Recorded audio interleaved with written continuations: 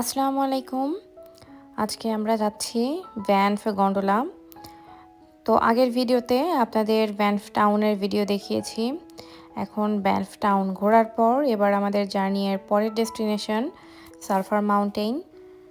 আর আজকে আমরা পাহাড়ের ওপরে উঠব ব্যানফ গন্ডোলা করে। নিচ থেকে এই পাহাড়গুলো যতটা বিশাল মনে হয়, উপরে উঠে পুরো জায়গাটাকে দেখলে সেটা যে কতটা ডিফারেন্ট একটা এক্সপেরিয়েন্স সেটা দেখার জন্যই আজকের আমাদের এই জার্নিটা।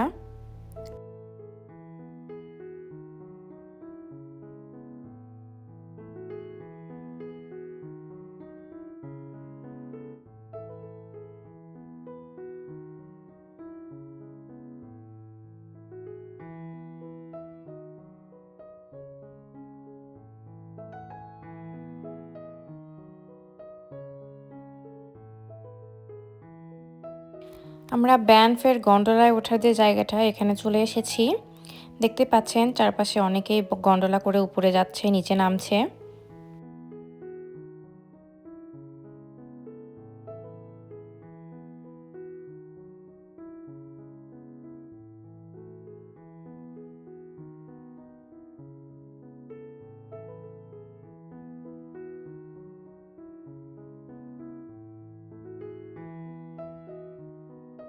আমাদের এইখানে আসাটা খুবই আনসার্টেইন ছিল, কারণ আমরা যখন ব্যানফ টাউনে গিয়েছিলাম তখন যারা হেল্প করে ভিজিটরদের, সেখানে শুনেছি যে এখানে নাকি কোনো টিকিট নেই, আবার পার্কিংও নেই।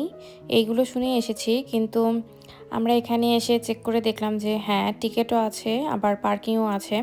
এটা আসলে আসলে লাকের উপর ডিপেন্ড করে। অনেকেই বলেছে যে এখানে টিকিট পাওয়া যায় না, বাট লাকিলি আমরা পেয়ে গেছি। আর গন্ডোলায় ওঠার আগে যে জায়গাটা, এই জায়গাটাও কিন্তু ভীষণই সুন্দর।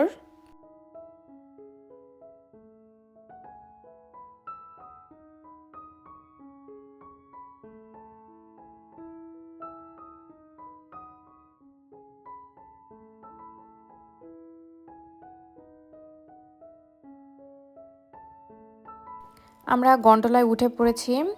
গন্ডোলা ধীরে ধীরে উপরে উঠতে শুরু করলো, আর তখনই চারপাশের দৃশ্যটা কিন্তু আস্তে আস্তে বদলাতেও শুরু করলো। প্রথমে শুধু বড় বড় গাছ আর কাছের পাহাড়গুলো দেখা যাচ্ছিল, কিন্তু যতই উপরে উঠছিলাম ততই পুরো ল্যান্ডস্কেপটা একদম চোখের সামনে খুলে যাচ্ছিল।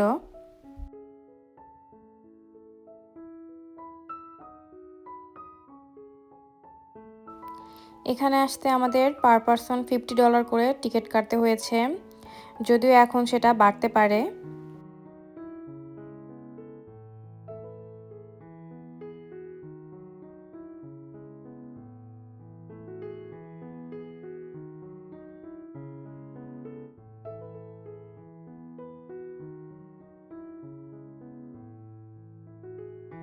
নিচে সবকিছু আস্তে আস্তে ছোট হয়ে যাচ্ছে, আর সামনে শুধু বিশাল বড় বড় রকি মাউন্টেন।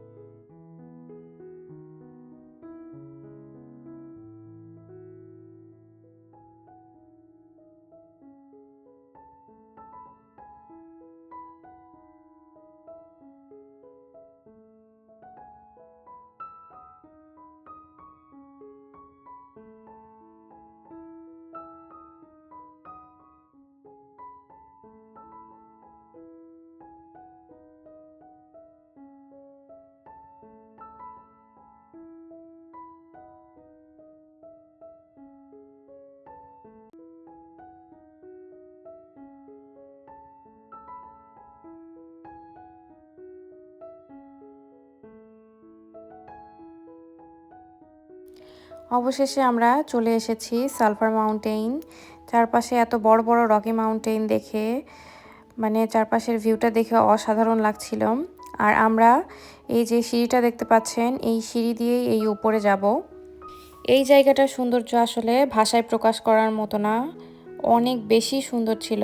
সামনাসামনি না দেখলে আসলে বোঝা যাবে না, ভিডিওতে কতটা বোঝা যাচ্ছে জানি না, বাট ভিউটা ছিল পুরাই ব্রেথ টেকিং। সুবহান আল্লাহ, আল্লাহ যে এত সুন্দর করে এই পৃথিবীটাকে তৈরি করেছে, এই জায়গাটায় আসলে আসলে আপনি বুঝতে পারবেন যে এত সুন্দর চারপাশ।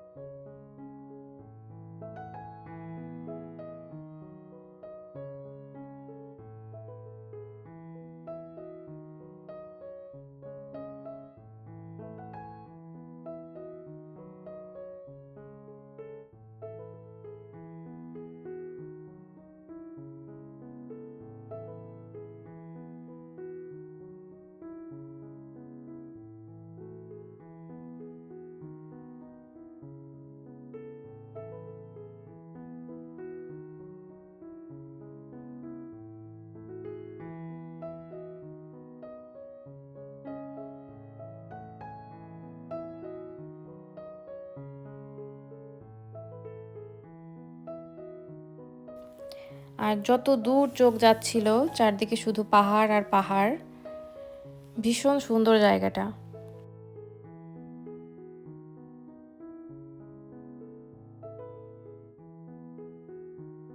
এই জায়গাটায় ক্যামেরা দিয়ে একটা ফ্রেম যতটুকু ধরা যায়, বাস্তবে তার থেকেও জায়গাটা অনেক বেশি বিশাল। দেখতেই পাচ্ছেন চারপাশে বিশাল বড় বড় মাউন্টেইন, তারপর রিভার, লেক, সব কিছুর পানি কিন্তু এখানে ব্লু আর গ্রিন, মানে এক কথায় কি বলবো, স্বর্গীয় একটা কম্বিনেশন।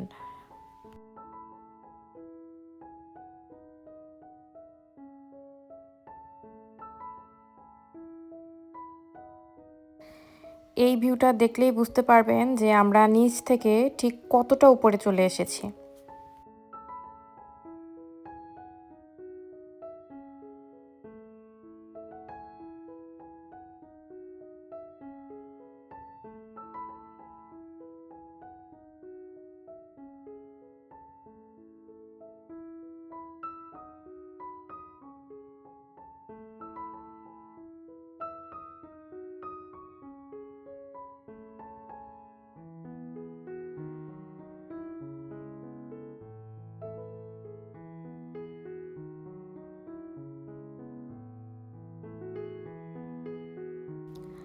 এখন আমরা রওনা হয়েছিলাম ঠিক ওপরের জায়গাটা এক্সপ্লোর করার জন্য।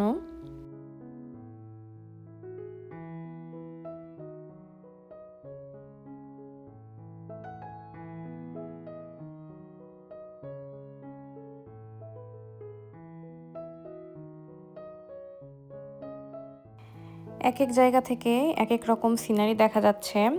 বিভিন্ন জায়গায় থামার জায়গা আছে, আবার বসারও জায়গা আছে।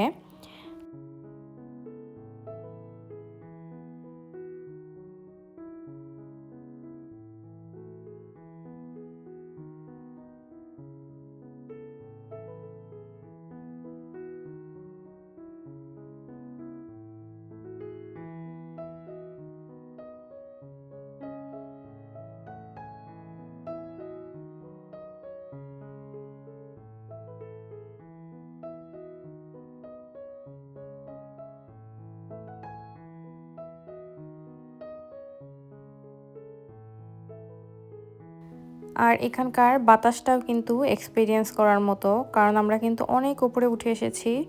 বাতাসটাও খুব ভালো লাগছিল। আর আজকে ছিল বেশ রৌদ্র উজ্জ্বল দিন, দেখতেই পাচ্ছেন প্রচুর রোদ ছিল। আর এখানে আসলে অবশ্যই সানগ্লাস নিয়ে আসবেন, প্রচুর রোদ থাকে তো চোখ ভালোভাবে খোলা যায় না, এই জন্য সানগ্লাস মাস্ট, ভুল করে এটা রেখে আসা যাবে না।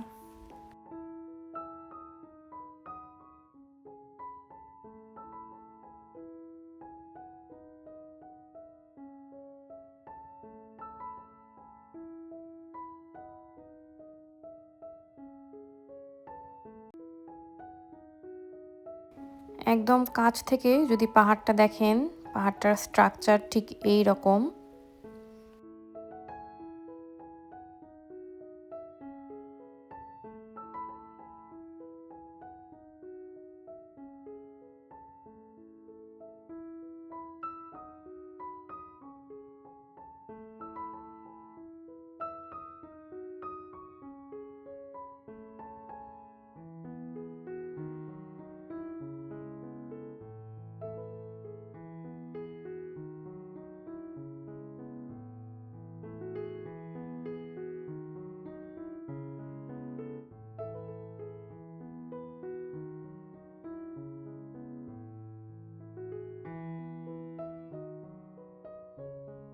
আর এইগুলো দেখতে কিছুটা ছাগলের মতো,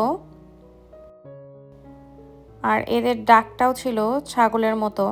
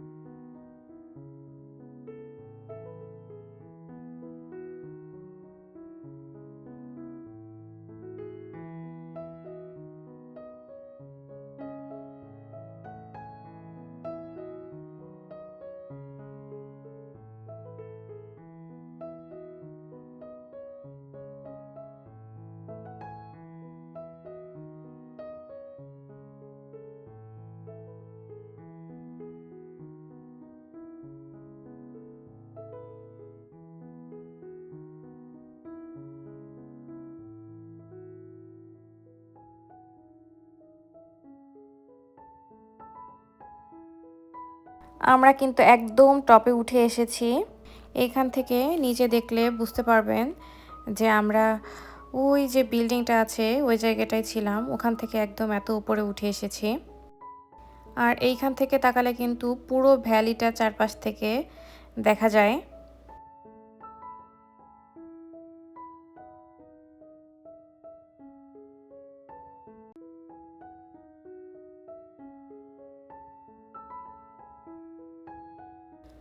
মাউন্টেনের ওপরে যে সাদা সাদা অংশগুলো দেখতে পাচ্ছেন, এগুলো ছিল হচ্ছে স্নো। যেহেতু মাউন্টেনগুলো বিশাল বড়, বিশাল উঁচু, তো সেইখানে বরফগুলো গলে না, এরকমই থাকে। অনেকক্ষণ এখানে সময় কাটানোর পর এবার আমাদের নিচে নামার সময় হয়ে এসেছে। আর এখন আমরা গন্ডোলাতে করে নিচে নামছি। উপরে আসার সময় ধীরে ধীরে সব কিছু কিন্তু ছোট হয়ে যাচ্ছিল, এবার ঠিক তার উল্টোটা হচ্ছে।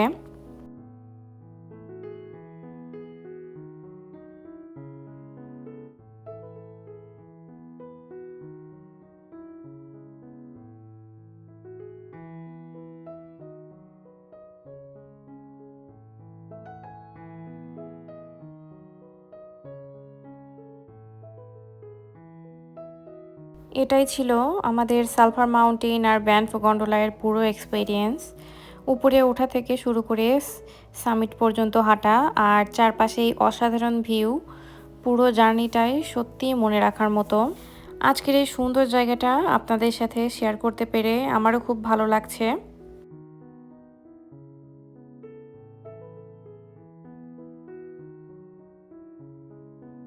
আর এখন এই বিউটিফুল ভিউয়ের সাথেই আজকের এই ভিডিওটা শেষ করছি। আগামীতে আবার দেখা হবে অন্য কোনো ভিডিওতে। ততক্ষণ পর্যন্ত আল্লাহ হাফেজ।